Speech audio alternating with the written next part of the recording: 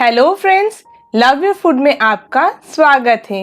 आज मैं आपके साथ धनिया राइस रेसिपी शेयर करने वाली हूँ। अगर आपको ये रेसिपी पसंद आती है तो इस वीडियो को लाइक और शेयर ज़रूर करें।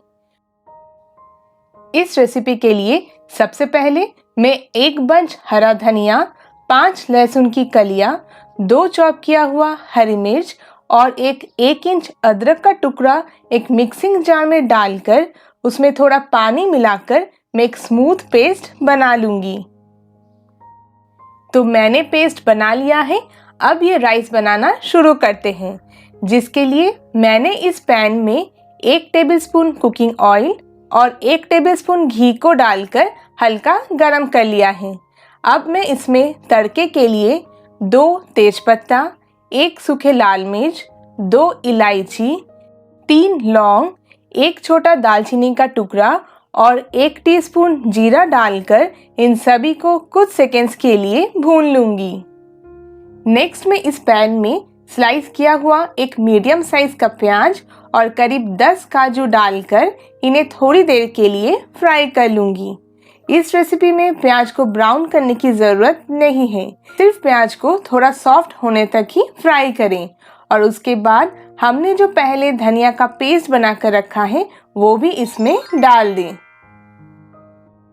इसके साथ में इसमें स्वाद अनुसार नमक, आधा टीस्पून चीनी, 1 टीस्पून धनिया पाउडर, 1/4 टीस्पून से भी कम हल्दी पाउडर डाल दूंगी। आप इस रेसिपी में अपना मनचाहा कोई भी वेजिटेबल को छोटे छोटे पीसेस में चॉप करके ऐड कर सकती हैं, पर मैं इसमें सिर्फ 1/4 कप फ्रेश मटर को थोड़ा ब्लांच करके ऐड कर रही हूँ। मुझे धनिया राइस में सिर्फ यही पसंद आता है। धनिया के रेसिपीज़ के टेस्ट में एक हल्का सा कड़वापन रहता है। उसे बैलेंस करने के लिए मैंने इसमें थोड़ा सा चीनी ऐड किया है। इससे ये रेसिपी बिल्कुल भी मीठा नहीं होता है। तो मैंने इस मसाले को 5 से 7 मिनट अच्छे से भून लिया है और मसाले ने तेल भी छोड़ दिया है। अब इस धनिया राइस को और ज़्यादा चटपटा बनाने के लिए मैं इसमें आधा टीस्पून नींबू का रस ऐड कर रही हूँ।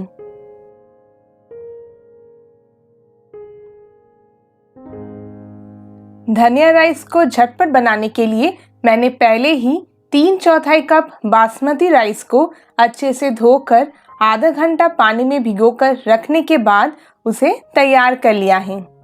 इन चावलों को मैंने 90% बॉईल किया है, यानी कि जैसे हम बिरयानी बनाते वक्त बनाते हैं। अगर आप चावल को पहले ही पूरा बॉईल कर लेंगे तो मिक्सिंग के वक्त वो आसानी से टूट जाता है। तो अब मैं चावल को मसालों के साथ बहुत ही हल्के हाथों से मिक्स कर लूंगी। चावल को पूरी तरीके से कुक करने के लिए मैं अभी इसे दम पर रखूंगी, जिसके लिए मैं इसमें 1 टीस्पून पानी डालकर इस पैन को कवर करके एकदम लो फ्लेम पर 5 मिनट के लिए ढककर रख दूंगी। 5 मिनट बाद आइए एक बार चावल को चेक कर लेते हैं। ये देखें, चावल एकदम अच्छे से कुक हो गया है और वो कितना खिला खिला भी है। लास्ट में इसमें थोड़ा बारीक चॉप किया हुआ हरा धनिया डालकर मैं फिर से इसे हल्के हाथों से मिक्स करके गैस को बंद कर दूंगी। बहुत ही टेस्टी धनिया राइस बनकर तैयार है। आप इसे गर्मा गर्म रायते के साथ सर्व करें। इस कोरिएंडर राइस को आप लंच, डिनर या फिर टिफिन में भी खा सकते हैं। तो आपको ये रेसिपी कैसी लगी मुझे कमेंट करके बताएं। और अगर आपको मेरी ये रेसिपीज पसंद आती है तो मेरे इस चैनल को सब्सक्राइब करके मुझे सपोर्ट करें। Thank you.